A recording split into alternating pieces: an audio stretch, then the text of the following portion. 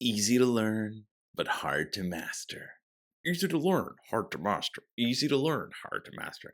Easy to learn, hard to master. Many games claim to be the fabled easy to learn, hard to master, but only one of these games is going to come out on top, and this, the room and board, Deathmatch. That's right. It's what we all want our games to be. Easy to learn, hard to master. Once you've heard it once, you'll hear it everywhere, and it will slowly worm its way inside your ears like the Wrath of Khan. But one of these games, yes, these games floating, well, put myself in the center, these games floating behind my head will emerge victorious and get that coveted title. Only one game can be the easiest to learn and the hardest to master. Games that require no teach whatsoever and yet burn your brain, worm their way inside your hearts, corrupt your every thought, and make you think just one more. Just one more. These are the fabled few, the holy grail of games, and we're going to get rid of all of them until only one remains. If you're new to this Deathmatch March Madness burning bracket of death and burning and more death and more burning, well, welcome. Only one of these games is going to win. Every day during the month of May, over on the Room and Board Patreon, we have been voting for which game should move forward, which game is deserving of the title, and now it is finally time to announce the results to you all, to our community, to our family. When you're here, you're family. That's what I wanted to say. So get your votes down in the comments below, make your predictions right now, and buy in. Yeah, I see you just watching. I see you sitting on the toilet there. I have the cameras. I don't. I shut those down. I had a cease and desist. But make your prediction. Put your money where your mouth is. And don't wait until the end to just write the name of the game that won and pretend that you predicted it correctly for completely unreasonable internet points. No! Take a stab. This is your first chance at becoming more than you are.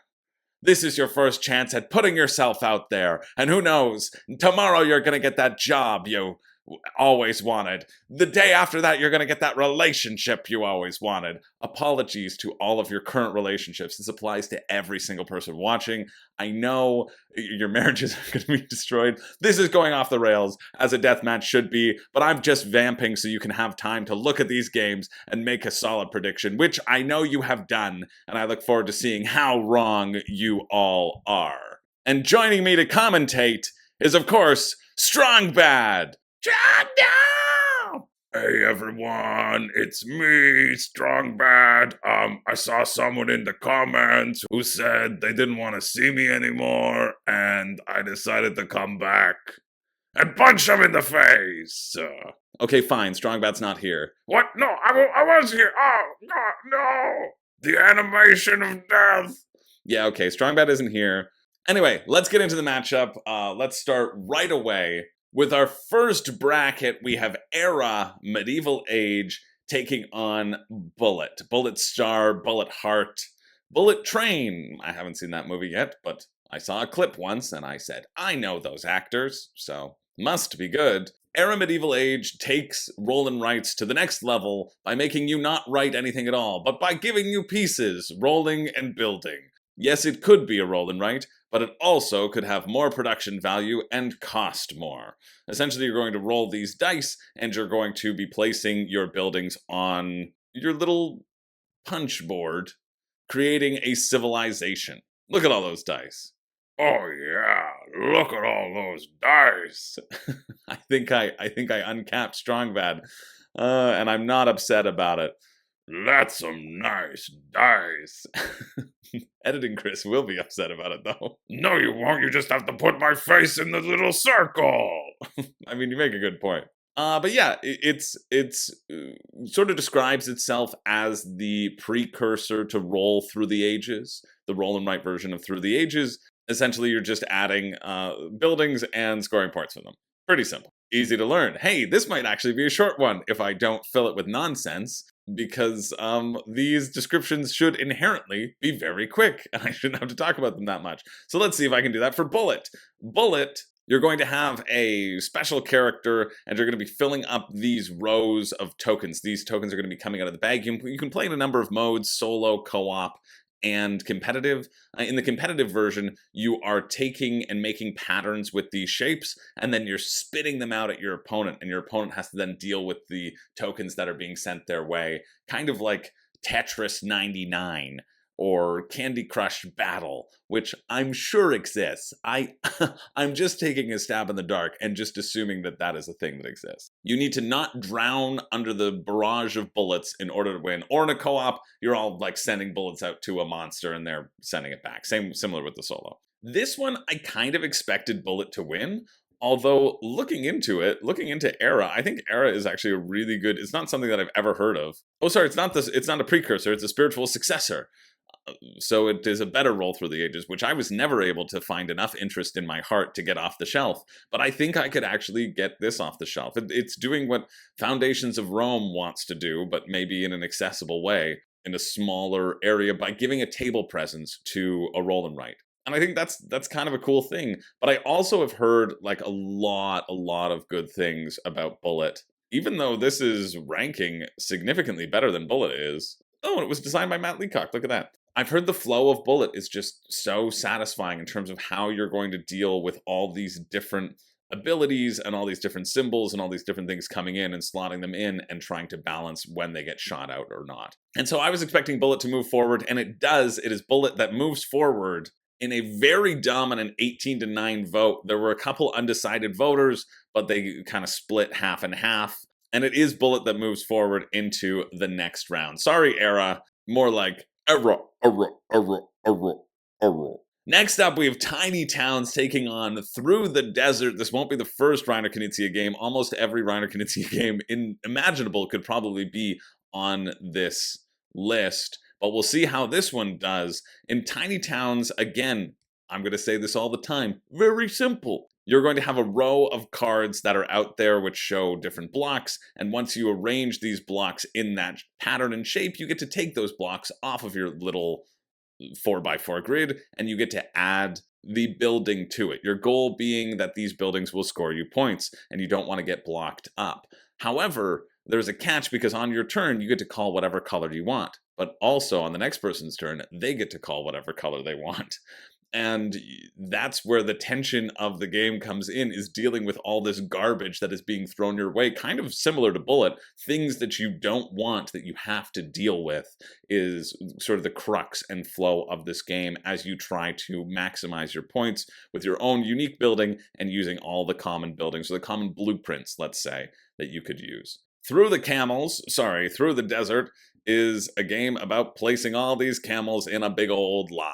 If you've played Blue Lagoon, I think it's a little bit reminiscent of this. Essentially, you want to connect your camel caravans in ways that will score you points, connecting to things on the map and blocking out other people.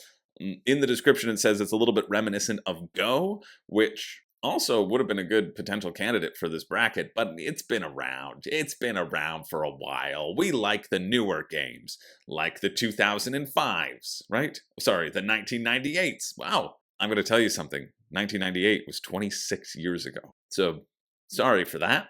Yeah, it kind of deals with getting to these different oases as well. You can go for longest route. You can go to touch the most oases. Finding that balance is really the key to success in Through the Desert. And this is a close vote. Looking back, it looks like a tie decided by the undecided voters. No, in fact, so sometimes when people are undecided, they put a die of chaos in, and I roll a dice to see which way it falls.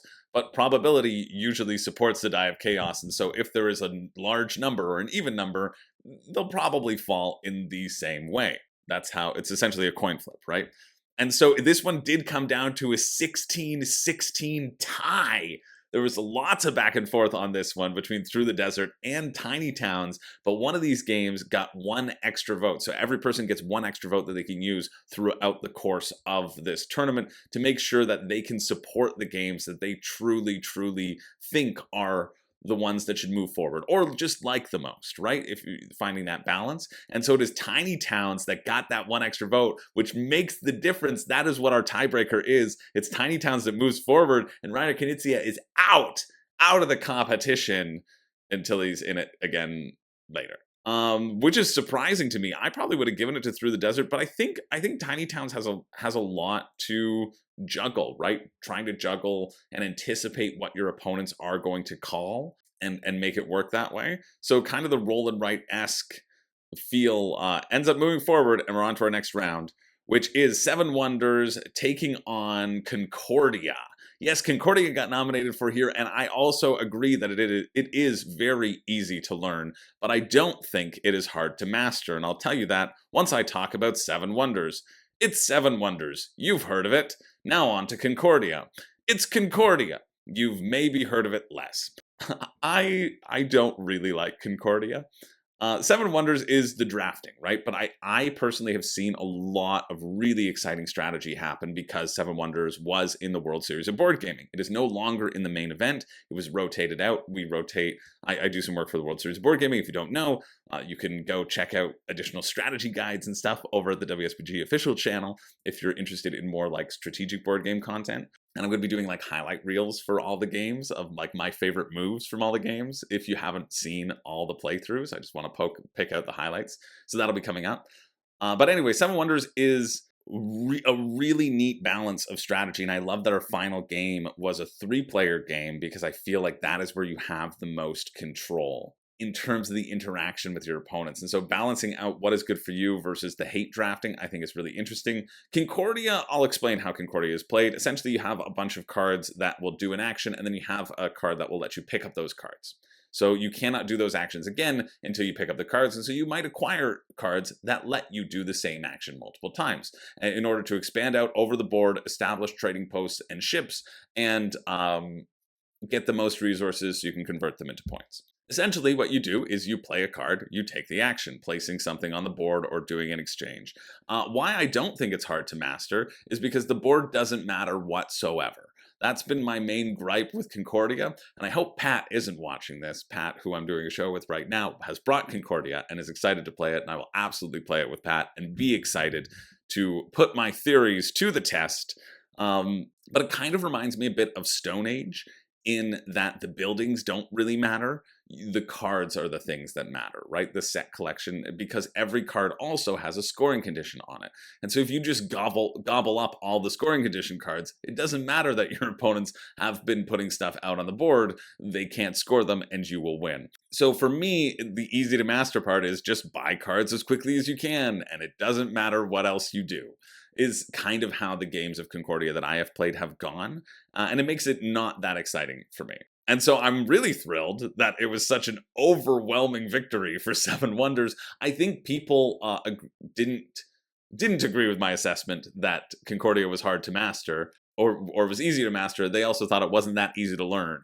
And so if you put it against Seven Wonders, which is a little bit easier to learn, although, and I made this admission in the Discord, and nobody supported me or backed me up in it, if I had a really hard time learning Seven Wonders when I first got into the hobby. So Seven Wonders came out, 2010? That's around the time that I got into the hobby as well. And so I started with Catan, and I started with Carcassonne, and those I really glommed onto. And then I might have gotten Dominion, and then I might have gotten Seven Wonders. And I found Seven Wonders to be a little bit overwhelming because I wasn't used to set collection. I didn't understand how the science worked, and so the science working that out was a bit finicky. It wasn't really as clear as to why you were getting the resources or how long they stayed around for. And so I don't know if Seven Wonders is actually easy to learn, but everybody else in the Discord said it was easy to learn. However, I think for like a non-gamer perspective, I think there are games that are a lot easier to learn. However, I would say that Seven Wonders is easier to learn than Concordia,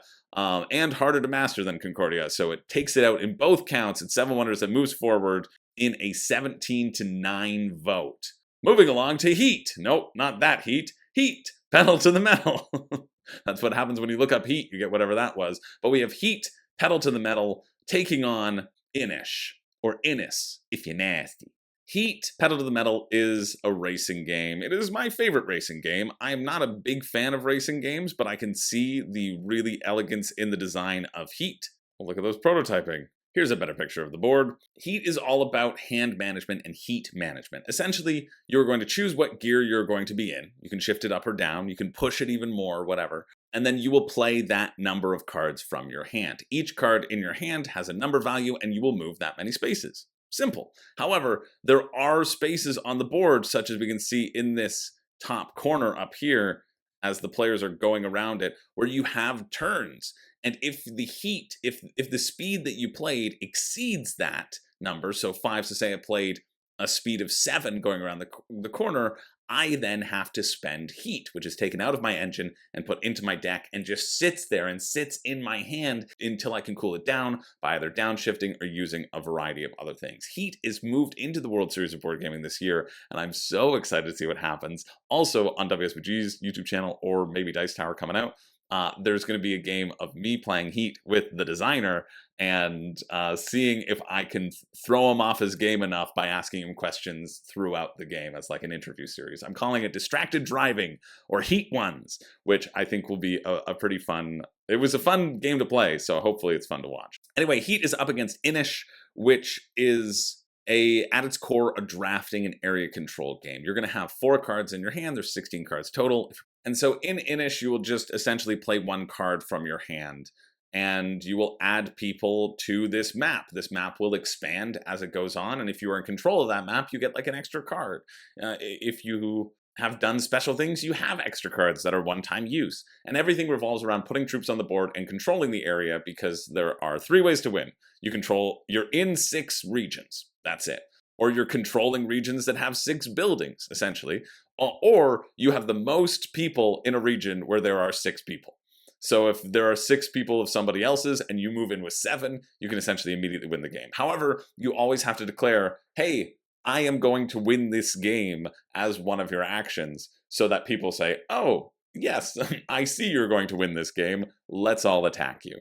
There won't be a surprise. It is a legal action of the game that you must do in order to win. And this came down again to a really close vote. As I look back at the votes, there's a little bit more support for Heat, which might have turned the tides of battle. But when the vote was called, actually it wouldn't. It would be 16. Heat would have 16 votes instead of 14 votes. But Inish was able to take 17 votes. This is where that undecided vote really did come into play. And then we also have a certain thing called the Abacus of Mystery, or the Abacus of whatever I want it to be called, and that has variable rules which change when somebody calls out the rule. So currently, we're on to our 3rd rule of that thing, and nobody's called it out, even though I think it's pretty obvious.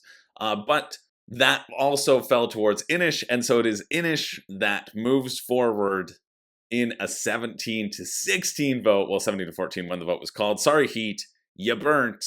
A really close matchup, though. A really close matchup, but I quite enjoy Inish, and so I'm happy that it moves forward. Moving along, we have Samurai taking on Flip Ships. So I told you Reiner Knizia would be back. This is the version that I've played, so we're going to look at this picture. Get bigger. That's what she said.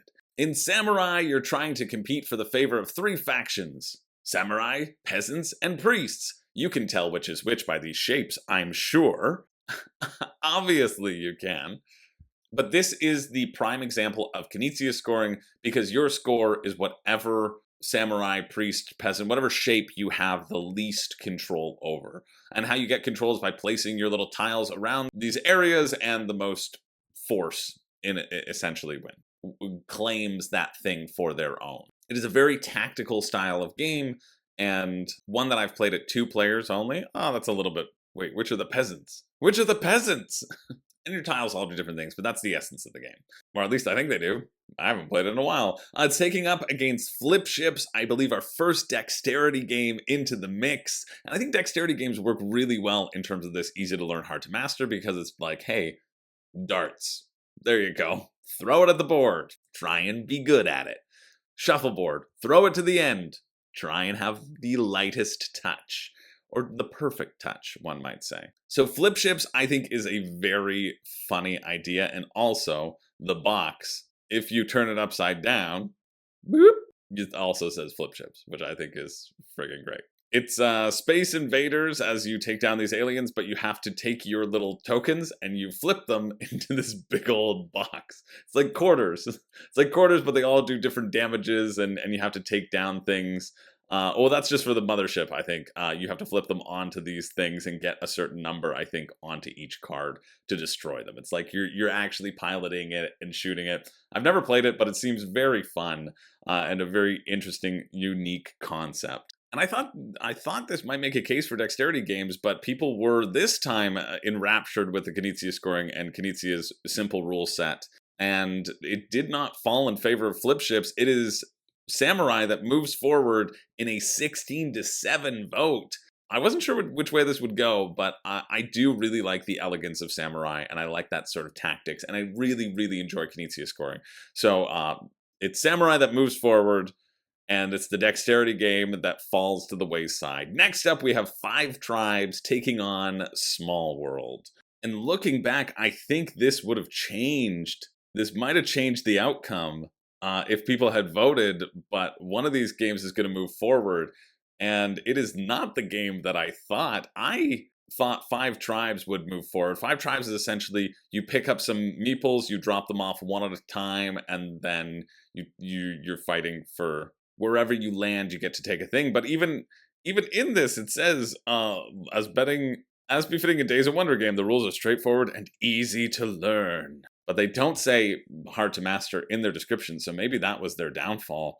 I find like you can have severe analysis paralysis in this game as being someone who is afflicted with the disease, because it really matters who is where, matters how your workers can be distributed, it matters where you're going to be going and what you're going to be doing. The number really does have an effect on things.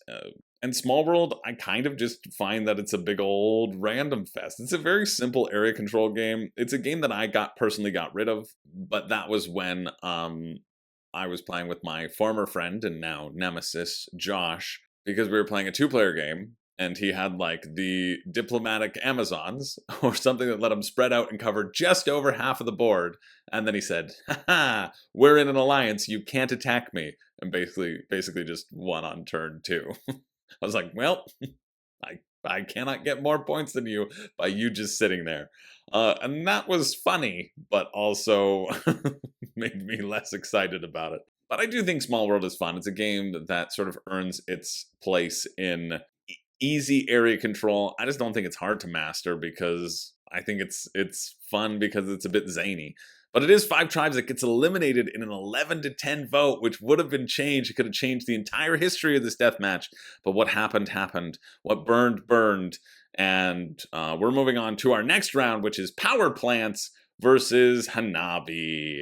I quite enjoy both of these games. Power Plants is by Kids Table Board Gaming, and their sort of mandate is games you could potentially play with your kids. I think this is too complicated for playing games with your kids. But what do I know? I'm very happy that they made it. So there you go. Power Plants is essentially you're going to have one of these tiles. You're going to have 2 tiles in front of you. You choose which one to place out, sliding it into the grid, and then it will have an effect. You either choose that plant's really strong effect, or you choose the weaker effect of all the plants that it's touching. And your goal is to control the most patches at the end with your sprites and kick out all the other sprites off the board. Hanabi is hard to master, and that was evidenced by my play at KublaCon with a stranger. You develop such a shared language as you try to put out... Oh, this is the older Hanabi version. Nice. As you try to put out these fireworks arranged from 1 to 5, starting with number 1. Number 2, you're just playing cards. Seems simple. The catch is you can't see your own hand. You can see other people's hands, and you can only give them hints like this is this number, or these are this color. You can choose number or color for hints, and you only have a limited number of hints, which you can only get back by discarding cards. And so it becomes, okay, why did I hint you that thing? What is this common language that we're sharing? When are you going to discard these very important cards? How can I get you to play the cards I want you to play, and how can I get you to discard the cards that I want you to discard? Yeah, one of these games got totally obliterated by the other game. It wasn't even close. It was 13-12 for the winner, and now it's even extended more, 14-11 when I look back. Or 12? Yeah, 14-11. Somebody must have switched their vote. Oh no, someone got a die of chaos. 14-12. Just a complete trouncing, obliteration. We've never seen such horrid stompery in this game, and it is Hanabi that pointed their fireworks right at all the power plants. The wizard was like, no, please, put it up in the sky. It said, "I'm firing this #1 multicolor right at your ass," and and obliterated power plants. Unfortunately, power plants falls. I'm happy with this vote. I think that's correct. I think power plants isn't as easy to learn as. Well, no, that's not true. I had pretty good success with power plants in terms of teaching non-gamers power plants, and I thought they would be overwhelmed by the number of things that the plants did. You have 10 different things to keep track of in any given game, and they didn't. They didn't get that. But I think Hanabi is hard to master, and Hanabi moves on into the next round. Okay, I can blaze through this next one. It's Crokinole. You flick things. Another dexterity game. You're going to flick things trying to get it into the center hole, or taking on the Crew, which is the cooperative trick-taking game that took the games by storm. All the games. Took every game by storm. By Solar Storm, by Rocket Storm. Those people are loving it. And look, it even looked like a child could play it. That person is not happy with the clue that they were just given, or the play that just happened. Anyway, the goal of the Crew is variable. You're going to deal out cards, and those will be objectives of what people have to take. So I will have to take the 9 pink. But I don't have any pink cards in my hand. Actually, then it's very easy for me to take the 9 pink. I have every pink card in my hand except for the 9. And then you have to figure out how to work together with limited communication, similar to Hanabi with that limited communication, to see what's going to happen, and to see if you can complete all of your tricks in the correct order that they have come up. However, it is taking on Crokinole, which I think is going to be a beast in this competition. Crokinole has been getting a lot of love. What a shot. The disc remained live, so you couldn't remove it because it was like that? Wow. I guess it has to fall fully in a tournament. I've played Crokinole. My parents have a board, although the Tracy boards really are smooth as butter if you want like a real buttery smooth Crokinole experience for an expensive price. Or, I mean, shout out to Tracy Boards, they're Canadian, so I like shouting them out. Or you can just get like a really crappy one and still probably have 90% the same experience. Like, let's be real. Crokinole, I expected to wipe the floor with this. Crokinole was the winner of a previous Deathmatch last year, or maybe the year before, the games that sort of stood the test of time. Yeah, in October 2022. Spoiler alert, sorry. But I know Crokinole gets a lot of love, and it is hard to have that dexterous touch. However, the Crew made a really good showing here, and looking back now, the vote is tied. The vote is literally tied as I look back now, and would have come down to a tiebreaker. I don't think it did come down to a tiebreaker. No, it didn't. One of these games moved forward in a 13-12 vote. It is Crokinole that moves forward just by an inch. I think that also could be people were voting against Crokinole because they wanted to see a new champion arise from the ashes, and they thought Crokinole was sort of the favorite to win, and so they were trying to tear it down. They were scared of Crokinole's power, but it is Crokinole that moves forward in a 13-12. Let's see if it can continue that run going, and I agree with that. I think dexterity-wise, Crokinole is better than the Crew. I think Hanabi's better than the Crew, both in terms of easy to learn, hard to master. The Crew requires you to have a trick-taking baseline, and some people have never played trick-taking games before. Rare, but like I think that's a real consideration. And so I am happy that Crokinole does move forward, and moves forward 13-12, although the Crew would have moved forward if that extra vote had come in time. Let's move along to our next one. All right, next up we've got automobiles in the same font as my beloved trains, taking on another one of my beloved. Oh my god. What happened to the... Is this a new box cover? Who is this? Who are you? Unbox now. New version. What? There's a new version of Splendor? This is hashtag not my Splendor. This is the Splendor I love. Why? Because it was the one I first played. Actually, this might be a good thing to differentiate the Splendor with the heavy chips versus, I don't know what weight of chips this box has. Oh, anyway, Splendor, I mean, the gameplay is not going to change the same. I love that the banner, that the background image of this banner is showing how silly a size of box it actually is. But it's a fantastic game. You can do 3 things on your turn. Here's how to play. You take gems, you buy a card, or you reserve a card. That's it, and then you can buy it later. Now you know how to play. When you're taking gems, you can take 3 different colors or 2 of the same color, as long as there's 4 left in the stack. First to 15 points wins. Now you know how to play Splendor. If you didn't before, Splendor is still in the World Series of Board Gaming, which I hope it continues to be able to be, but if it loses this matchup, I guess it'll have to be replaced by Automobiles. Automobiles is a bag building game. I think it might be out of print. I don't know. I just feel like all of this style of game is out of print. Anything with the trains font is out of print because people hate the things that I love. Automobiles is a bag building game where you're racing around a track. This is the boring track. Oh, that's a souped up track. Essentially, you'll have these different cubes that you put in the bag, and in order to move on that piece of racetrack, you have to play those cubes. And so you're balancing those with different engine cubes, things that give you better special powers, etc., while also trying to buy your cubes in to make sure that your bag is better than everybody else's. I like both of these games. I've only played Automobiles on BGA, and that was just very, very barely. Because I thought I might have to talk about it in the R&R show.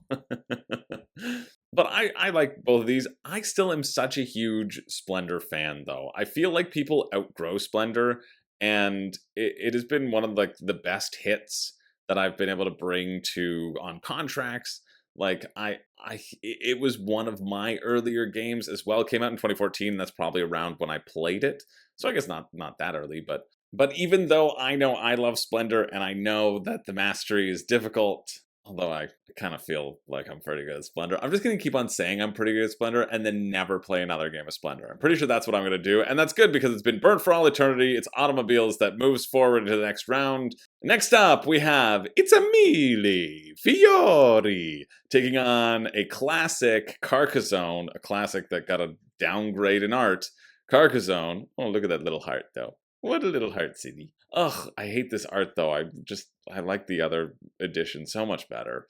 But let's talk about Mille Fiore, the most Italian game in this side of the Renaissance. I don't even know if it's Italian. I bet it is. The name means 1,000 flowers. Mille Fiori.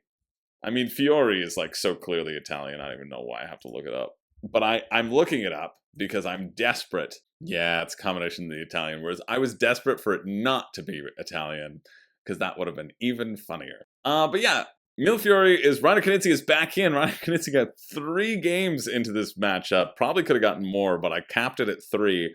Essentially, you're going to have a hand of 5 cards, and then you're going to play one of these cards, and you're going to put your little stained glass on one of these symbols. There are sort of 5 mini games going on here up in the workshop, the shipping area, and essentially everything that you put down gives you points in a certain way. In the workshop, you want to connect things together. Over here in the shipping route, they let you move the boat, which gets you points. This little purple area, you just trying to get ones in a row. Here, you're building triangles, a whole bunch of stuff. But the mechanics of it are very easy to learn. Here's a hand of cards. Pick one, put your thing down. Put that thing down, Jeremy! And also put your stained glass down. That's the essence of Mille Fiori. Mille Fiore, Mille Fiore, Mario Fioli, Guy Fieri. Also, the cards that don't get picked get placed out here. This is actually my favorite part. They get placed out here as extra cards, and there are things you can do in each one of these mini games that let you play an extra card. So you can strategically put something out there, hoping that you can trigger the extra card to kind of pull it in. I think that's very exciting. It's taking on Carcassonne, though. Carcassonne is a classic tile layer. Now we got the better art here. Just classic. That's a clutch piece. Another heart. We should call it Heart-Cassonne. Carcassonne, which was in the first year of the World Series of Board Gaming, which has had millions of expansions. I think that's the exact number. 1 millions of them. The key to the Carcassonne is you place a tile down, you put a meeple on it somewhere. Oh, sorry, can't say that or I'll get sued. You put a meeple on it somewhere. Go f yourself, Hans and Glick. Oh wait, no, this is where the meeple was created and trademarked to deprive board gamers of everything. I love that Hans and Glick just like trademarked a thing that they didn't come up with. I think that's really cool that it was somebody else who came up with the term. I think. So the legend goes or continues. Anyway, you put your meeple down and then you move on with your life. However, the key to Carcassonne has always been about finding that balance of when to lay your farmers down and when to hold on to your other stuff for more points. Really solid two-player game. However, it has been around for too long to year 2000, has now been replaced by easier to learn games and harder to masters. It's Mille Fiori that moves forward in a pretty dominant vote. Oh, not that dominant. Not as dominant as I remembered it to be. It was 2013, though. 20 to 13, Mille Fiori moves forward into the next round. Next up, we've got Pandemic taking on It's a Wonderful World.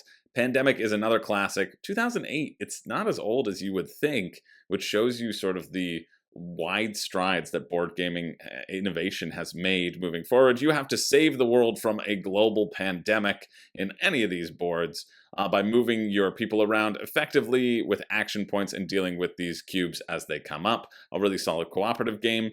Is it easy to learn, though? That's my question. I guess it is a bit easy to learn. You have all the things listed out in front of you, but there is some sort of management that somebody has to do for you. I don't know. This might be the first one that I don't think necessarily falls into the category, but I think it might beat It's a Wonderful World. I know that It's a Wonderful World isn't easy to learn because I played one game of this on Board Game Arena. And by that, I mean somebody invited me to a turn-based game, and I did my drafting without reading the rule book, did not know what I was doing, went to play my first turn, and had taken too long, and so they booted me out of the game. These are like friends who were like, hey, come play this game. I was like, okay, I'll try to figure it out. And then they didn't even message me. I think they clicked a wrong button and kicked me out. This was a game that I was playing with my neighbor, and certainly not my friend, Yuval, although he didn't kick me out of it. It was the revolting Matt Barrett who did that, who I think was just like, there's a red button, I'm gonna click it. And I never played a turn-based game again. Thanks, Matt. You ruined it for everyone. But it's a drafting game. People talk about it similarly akin to Seven Wonders. And it really just stomps the crap out of Pandemic. Pandemic got 2 votes here, and It's a Wonderful World with its very simple gameplay that I never got to learn. Moves on in a 22 to 2 vote. All right, let's keep it going. We've got Project L taking on The Lost Ruins of Arnak, nominated as well. Project L feels very similar to Splendor, but with shapes. You are going to be building a pattern with shapes, and whatever pattern of shapes you make, you then get an additional little thing that you can add to patterns. But you only have a certain number of shapes that you can place every turn, a certain number of things that you can do every turn. So it's a game all about action efficiency, trying to get to a certain number of points first in order to win the game. Lost Ruins of Arnak is 29 on this list, the Board Game Geek top listings. And I don't know about Lost Ruins. I think it might be a little bit too complicated to hit that easy to learn, hard to master standpoint. There are quite a few things that you can do on your turn. You can put one of your workers out onto a spot and get the stuff. You can pay the stuff to go up this track, or you can pay the stuff to get things. Well, I guess it's not that hard to learn since I just explained all of it to you. You can also murder guardians, but basically it all comes down to you're getting resources. How do you spend those resources most effectively? Lost Ruins of Arnak is also being added to the World Series of Board Gaming this year, and I think it's going to be a fun addition. It's one that I would like to think that I'm good at, but I'm actually not. Although I've been working on my strategy because I had to work on some strategy tips for both the different sides of the boards. I would give it to Project L here, personally. But I am in the definite minority because it is Lost Ruins of Arnak that moves forward in a 23 to 6 vote. The argument being, well, it's not that hard to learn, and then when you do learn it, there is so much going on. You can get eliminated so quickly if you do not give enough focus to this science track. You're just like out of the game completely, as everybody else just gets to take turn after turn, and you sit there twiddling your thumbs. Unfortunately, Project L has been eliminated from the competition, and Lost Ruins moves on. Next up, we have Khet, the laser game, taking on Nidavellir. Khet is re-implemented by laser chess. It's basically laser chess. It is a chess-like board game where you have to solve these puzzles of bouncing lasers around to hit to a certain point in time. You want to protect your own pharaoh while lighting up an opponent's pharaoh, with each move being a different angle of how you're going to shoot the laser beam. Seems very easy and seems very hard to master. I think a good one for this category. It's facing off against Nidavellir. Nidavellir is essentially a little bidding game. You want to add the best dwarves to your Nida or your Vellir. on your turn just choosing how to bid and how to add cards to your tableau. Essentially, you're building a tableau, right? And this one was a tough one, not for the person who won, but for both of them. Both of them almost got burned in their entirety. Both games people were kind of meh about. I don't know. I expected people to get on board with laser chess. It's called laser chess. I mean, come on. I mean, well, it's called Khet, but it's called Khet the laser game. I mean, how can you not want to play this? And then laser chess? That they've turned it into laser chess? Khet 2.0? How does this not win? But it actually gets the fewest votes. And then the Burn It All movement got 8 votes, but it is Nidavellir that manages to squeak out a win, and Khet burns for all eternity. Nidavellir moves on into the next round. Next up, we only have 2 more left before we can really get cooking here. We have Res Arcana taking on Summoner Wars, where you try to fill your vials with otherworldly fluids. Get as many otherworldly fluids as you can, get those aliens into a corner, and try to milk them of their fluids. The first person to 10 points wins as you try to claim monuments or pillars of power to convert things, tapping things to get a bunch of stuff, hoping to convert more resources or essences into points, filling up those beautiful otherworldly fluids. It's taking on the Summoner Wars. Yes, it was the Summoner Wars. I was there, like the Facebook, which I still type in, and it still works. You want to try it now, don't you?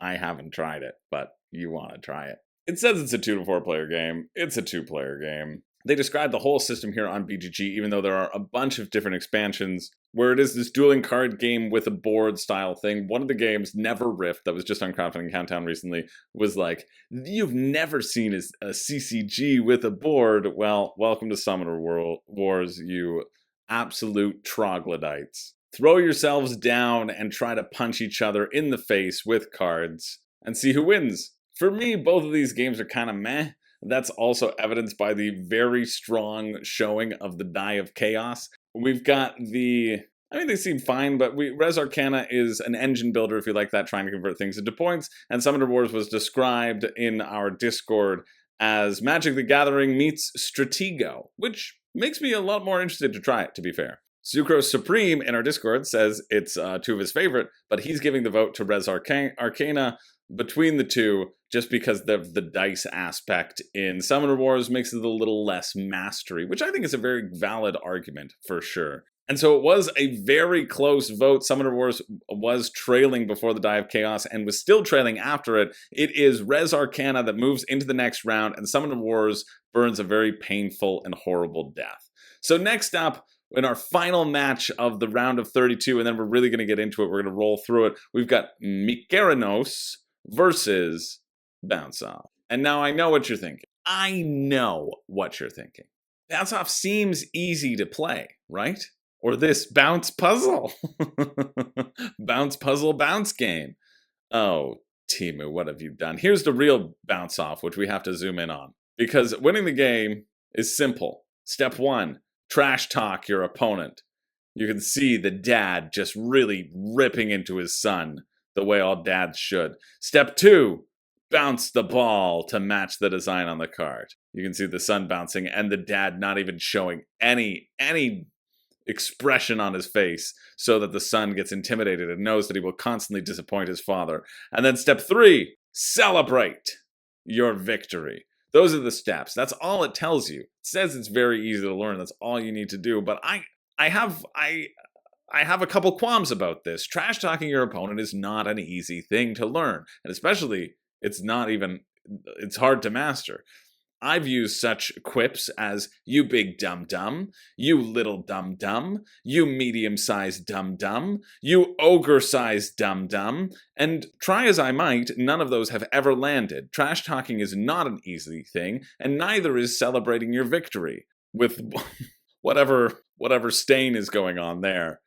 I mean, that's a horrible box defect that I don't really want to focus on, especially in the celebrating your victory category, because I do not know the age of these people, these shapeless, faceless people. Plus, it's so much more than that. It's not just a game. It's not just fast fun. It's not just Boda Ribata, okay? It is a puzzle, all right? You have to calculate intense physics of gravitational pull of wherever you're at to control the ball getting it into the grid that you need. The people who think that this is easy to learn have another thing coming towards them. And so I am sorry, I have to pull the plug. Bounce Off must be pulled from this category because it needs to set itself apart. Like, people don't even friggin' know. On Board Game Geek, they're giving it what for complexity? A 1.36? More like 136? Bounce Off is way too complicated to be in this match. It is way too hard to learn, and it is way too hard to master. And so, unfortunately, I'm going to have to pull it from the competition and replace it with Monumental. Monumental is the game that it is being replaced with, this big old game that also has a, smaller complexity level, 2.83, much smaller than 136. But let's talk about Mykerinos first, which is just a little sweet cube game where you're going to embody archaeologists seeking relics from a bunch of places. So there's two sort of sections. You can place things to expand on excavations, or you can cozy up to benefactors, which will give you bonuses. The pitch from those who like Mykerinos are that you're bidding on certain tiles. You want to be in the top 2, so you can either take that tile or send your archaeologist to the museum for endgame scoring, which is people sort of cozying up over here. But if you don't send them, you can collect the tile, which is either points or a replayable benefactor that you can replay each time. And so you're trying to find that balance between the 4 rounds of when do you bid, when do you trigger endgame points, and when don't you. Monumental looks quite complicated, but it really isn't. Monumental is a civilization game where essentially you're building a 3x3 grid of cards. These cards, where you want to slowly grow these cards and the way you activate them into a bigger and bigger civilization, which will then have ramifications on the board. Because the board in the middle is just made up of provinces that you conquer, and this is sort of the military aspect while you tech up your own tree. So you're trying to run around, collect all of these provinces while also upgrading your own engine so that you're effective against your enemy. Both of these seem pretty decently easy to learn. Both of them seem like potentially they're harder to master. But I'm receiving word on the field that it is the Bounce Off has come back into the ring as Monumental and Mykerinos were focused on each other. Bounce Off has bounced itself down the aisle. It is spewing hateful speech about Greeks, I guess, because I think that's what this is. In Mykerinos, Monumental, the ancient Greece, it is bounced up to the top, off of the top rope, and it is just slamming into Monumental for taking its spot. It's turned around, and it is facing Mykerinos. Mykerinos, you can see the expression of the people on the boxes. They're so shocked to see that Bounce Off has reemerged into this competition. Bounce Off has jumped off of the corpse of Monumental and has slammed themselves into Mykerinos as well. By popular demand, it is Bounce Off that does win this matchup, even after it was disqualified. The people rallied, their cheers brought them back into the ring, and it is Bounce Off that moves forward in a 12-8 vote, screaming into the audience, "There's a big stanky BO up in this house." So we're on to the round of 16. We're back at the beginning of this matchup, but we have one more game left to introduce. We have Bullet taking on Guards of Atlantis 2. This was a surprising pick, especially since the weight here is at 3.29. This card-driven team versus team battle arena with lots of depth and no randomness. In the game, each player controls a single hero and uses a hand of cards to move that hero around the game board, employ special abilities, and attack enemies. Defeating enemy minions just gets you coins, which you can use to upgrade your cards even further. Similar vibe potentially to Monumental in terms of this army focus and then building up your card economy. But there wasn't enough conversation around Guards of Atlantis to convince the masses. The bullet heads came out from the bullet farm in order to talk about how it's like just a quick, easy Dr. Mario. If you're a solo player, it's a great game for solo players. And shout out to Duma, who says it made Under Falling Skies a snooze fest. If you like Under Falling Skies and you want something more high octane, you can check out Bullet, because it's still moving on into the next round. Guards of Atlantis falls, and it is Bullet that moves forward in a 19-12 vote. Now we can really cook. We've got Tiny Towns versus Seven Wonders. I think Tiny Towns is probably going to take it here, even though I think Seven Wonders, I think I prefer Seven Wonders. Ooh, although when I look back at it right now, it's a tie. Let's see how this shook out on the day. I think Seven Wonders is probably hard to master. Depends on the cards that you have out there in Tiny Towns. And in Tiny Towns, those cards often get a bit stale, I find, if you don't have any of the expansions, which I do not have any of the expansions. And so I find I kind of know what the composition of the board is. It feels like a bit of an easy puzzle to solve in terms of what is the best and optimal layout. And unless you're really going cutthroat head to head, which you should in Tiny Towns, it kind of falls a little flat for me. Seven Wonders, the composition of the cards and your board really make a huge difference. And so I'm really surprised because I feel like Tiny Towns are just generally more well loved than Seven Wonders, but I like Seven Wonders more. And it is Seven Wonders that moves forward in a 17-14 vote, which is very surprising to me. Seven Wonders manages to get the Die of Chaos and the Abacus of Mystery and moves forward. Tiny Towns is burnt. Moving along to Inish versus Samurai. This is a tough one. I would probably give it to Inish here because I do find Inish pretty easy to learn. Although I guess Samurai is easier to learn if you put it if you're comparing both of them. They're probably about equal lengths hard to master. Maybe Inish is a little bit more than Samurai, but I guess Samurai is probably on those qualifications and that criteria a little bit more fitting for the match. I just think I like Inish better. That's the real thing. This one isn't that lopsided, but it still is weighted heavily towards one of these. It goes to a 20-14 vote. And the final winner that moves on is Samurai. Inish is out of the competition. It doesn't matter that I like it. It matters what the masses want. And I think that's right. You know what? I think that is the right call. I might have voted for Inish, but I think Samurai actually is the right call in terms of the theme of this match as the game that is easiest to learn and hardest to master. I do find there is some complexity with Inish. There is a little bit of a learning curve.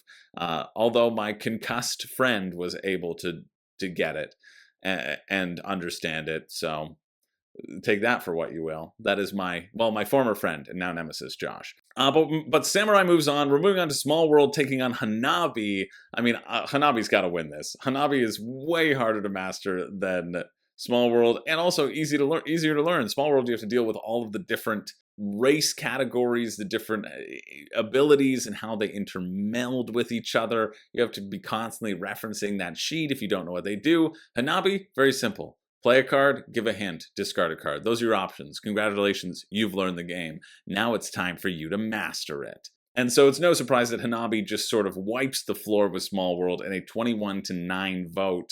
Moving ahead now to the other side of the bracket, I told you we'd move on pretty quickly. We have Crokinole taking on Automobiles. I think it'll be hard to take out Crokinole, like I said before, but the tides may be shifting. Crokinole, the OG flicking game. I just think Dexterity, as you saw with Bounce Off's reemergence, has a pretty solid grasp on this style of game, this category, but it depends. It depends what people like. There's this bag building aspect of Automobiles.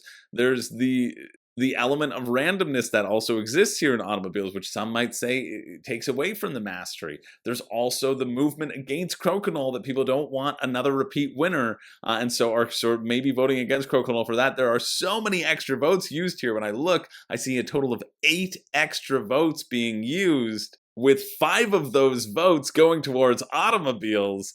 It looks like there are even more votes for Automobiles now, but when it was called, the final vote was 19-16 for Automobiles. Automobiles manages to take out Crokinole in what I believe is one of the biggest upsets in this competition. That and when 5 Tribes lost to Smallworld. So it is Automobiles that moves on, and I'm going to take us back to true Italy. Right? It's time to move back to true Italy with the painted glass, you know, those beautiful colors, the delicious pieces you could almost eat in true Italian style. We've got Mille Fiori taking on It's a Wonderful World, that I still don't know how to play, although it did pop up on the R&R show recently as a must-have game. These are drafting games in a sense, but It's a Wonderful World, you draft before you play. Mille Fiori, you play as you pick, knowing what actions you are going to give to your opponent. The Abacus of Chaos was, or of terror or of mystery or whatever it's called, was in high form, but it blew up and it didn't go to any of them. It's Mille Fiori, though, that manages to take the votes of a low vote turnout, but it still is able to move on in an 11-4 dominant vote. It's a Wonderful World. You know who doesn't want you? Starbeast doesn't want you. Nobody wants you. You burnt. Let's move on to the next one. Lost Ruins of Arnak taking on Nidavellir. This should be a clean sweep for probably Lost Ruins of Arnak, just based upon the support that it had been receiving, and Nidavellir not really getting that much attention in the last round. However, Nidavellir is just a simple bidding game, and Lost Ruins of Arnak has a little bit more complexity to it, right? It'll be much easier to get this 2.11 to the table. What is Lost Ruins ranked at? Let's see. 2.91, right? 2.11, 2.91. Not that much of a disparity. I would agree with this rating, actually, and that kind of convinces me back the other way, that maybe Lost Ruins is the way to go. But there was a big push that Arnak is more rules complex than Inish, and Inish got voted out for being too complicated, so Lost Ruins should go as well. However, it is hard fighting against the Arnak heads, those who love Lost Ruins of Arnak. Instead of the set collection aspect of Nidavellir, timing out when you get what cards and adding them to your collection. And so while compelling arguments were had for Nidavellir, it is Lost Ruins of Arnak that moves forward in a 15-12 vote. It was a really close match, and I kind of wanted to vote for Nidavellir here, but eventually it is Lost Ruins of Arnak that moves forward, and we're on to the last match of the 16, Res Arcana if you're nasty. Probably Res Arcana if you're nasty, let's be real. Rezakararkanar, taking on the only dexterity game left in the bracket. We have Bounce Off in all its glory. You thought it was out, and then they dragged it back in. Res Arcana or Arcana, or Res Carburetors. Res Arcana being that engine building game, and Bounce Off being that engine building, the little choo-choo bouncer that could bounce in their little engine all the way down to Bouncyville. I don't know what I'm saying. This one is close. This one is close. Do people want to go for the nonsense in this battle, or do people want to go for the engine building? Or is Res Arcana not... okay, I'll stop saying it that way. Is Res Arcana not strong enough? Is it not well known enough to take on the behemoth of Bounce Off with its fame and its dexterity? It is the champion of dexterity right now as we're going back and forth. This came down to an 18-12 vote. And I better get Res Arcana's picture up, so I can tell you that it's completely burnt. It's Bounce Off that moves forward into the next round, into the round of 8, the quarterfinals. We have 8 games left. Which one is going to come out on top? First up, we have Bullet versus 7 Wonders. This is tough. I haven't played Bullet, but I think it looks really neat. I still would give it... No, you know what? I would maybe give it to Bullet, because it is a little bit easier to learn with just making shapes than having to worry about the science symbols in 7 Wonders. That's kind of where I'm leaning on right now, is that Bullet might be easier to learn, and they both might have a same bar of being hard to master. This one came down to a 12-10 vote. When I look back, it's a 13-10 vote, potentially 13-11, depending how things go, but it is a close match, but it is Bullet that manages to pull it out and move into the semifinals. Let's get Bullet's beautiful picture up there. We're just using Star, but Bullet Heart is essentially the same, just with different characters and different things. So you can do 7 Wonders, Bites the Dust. Then we're over to Samurai taking on Hanabi. Samurai taking on Hanabi. This is a tough one. I think Hanabi is easy to master if you cheat. You know, if you talk about the game when you shouldn't be, if you just say, hey, here's what I mean when I say this, which I kind of find is cheating. I find developing those skills, the skills and the knowledge and like the breakthroughs of Hanabi are very exciting, but it is sort of the progression of the game. So maybe I would give it to Samurai here in terms of the tactical shifting of how to get the most points and eke out your opponent. I do like Samurai as a 2-player game. This is a tough one. I really like Hanabi, but on retrospect, thinking about it, I might have to give it to Samurai in terms of mastery. I don't know. I found actually Samurai pretty easy. You only have a certain number of tiles. Hanabi's randomness keeps it so exciting. Samurai, the board's pretty similar. The randomness is determined by how you draw the tiles out. You can see there a little piece of what the tiles do, the cheat sheet for everybody over there. Yeah, I would give it to Hanabi. My vote goes to Hanabi, but unfortunately, my vote doesn't matter because it is a very tight 14 to 12 vote, and it is Samurai that moves forward into the next round. Next up, we have Automobiles taking on. Sorry, I'm just getting a bit hungry. Taking on Mille Fiori, and it's 5 little mini games. Minigame Fiori. All these beautiful artisans trying to make la fabrication du verre. They're the most guarded secrets in all the land. I like these minigames. I like the minigames that'll happen here. I think the randomness of stuff coming from the bag from Automobiles might make it lose to Mille Fiorni. To Mille Fernorni. If Mille Fiori moves on, that means we have 2 Knizias in the final 4, which I'm kind of interested in. Although I think I personally would probably be more inclined for Automobiles, just from that bag building aspect. Even though it is a race, and I don't like race games.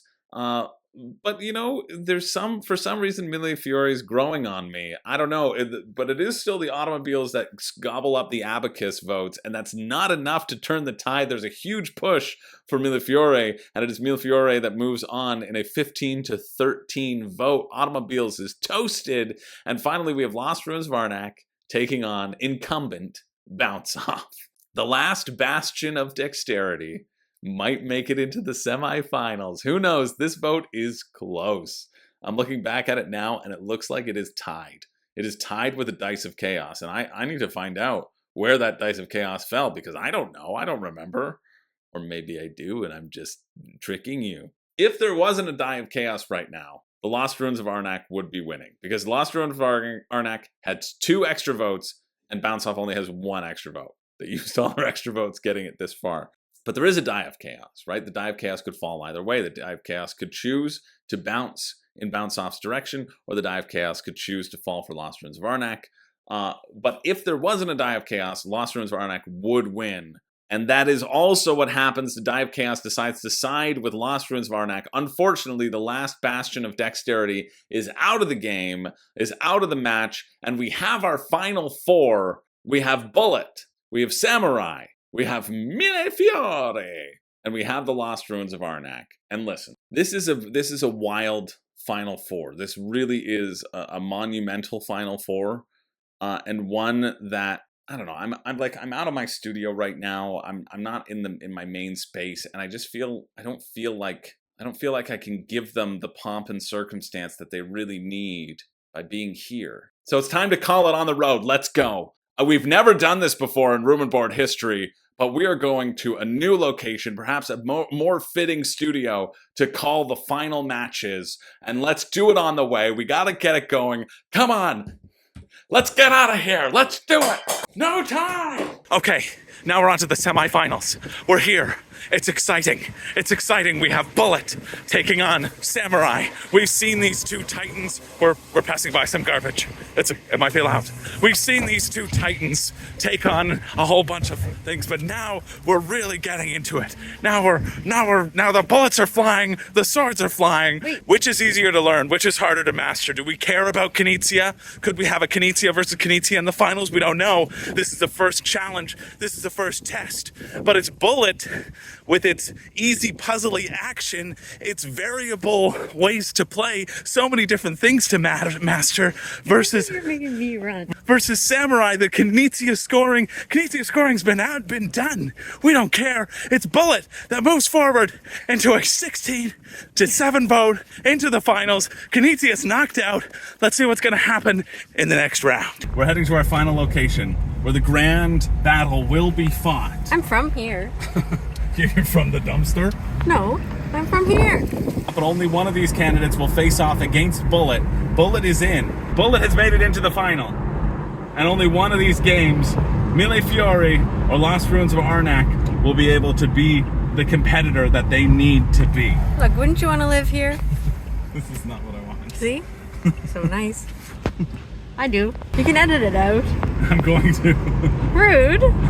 Mille Fiori, with its card-playing simplicity, we care about playing the cards into the varied 5 different mini games, or is it Lost Ruins of Arnak, which has the complexity that you need, but it's simple, right? You place your worker, you do a thing, or you go up the temple track, or you do something else, or you play your card, or you buy a card, or you buy an artifact. It seems a little bit complicated, doesn't it? That's right. That's why Mille Fiori moves into the final. It is not easy to learn Lost Ruins of Arnak. I don't know how you got this far. It is Mille Fiori that moves into the final. Let's get to the location of our final matchup.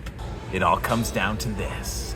2 games. Very easy to master, very easy to learn. Wait, no, that's not it. Easy to learn, hard to master. These 2 games have fought their way to the finals, and there is only one perfect location to crown our victory in their home province. It's not Bullet. Bullet with their little shooty guns. What do you think, Bullet's there? No, it's the place where you are family. When you are at Mille Fiori, you're family. When you're putting those stained glass down, you're getting a sensation of real Italian culture. Because it's Mille Fiori that takes the death match in a whatever the vote is. I didn't look it up before we did it. This is it. This is the spread. Bada boom, bada bing. Shout out goes to Mille Fiori. Thanks everybody for watching. No, you gotta come back to me, camera woman. Thanks everybody for watching. Congratulations goes out to Mille Fiori. They took down Carcassonne. They squashed automobiles. They took out the Lost Ruins of Arnak and whoever else they took out. And finally, come back up to me. Finally, they got all the Italian breadsticks that they needed and bashed Bullet in the head. It is Mille Fiori that takes it. Congratulations goes to Mille Fiori. Thanks everybody for watching. If you want to participate in the death matches, make sure to sign up for the Room Board Patreon. We will see you in the next one. Goodbye.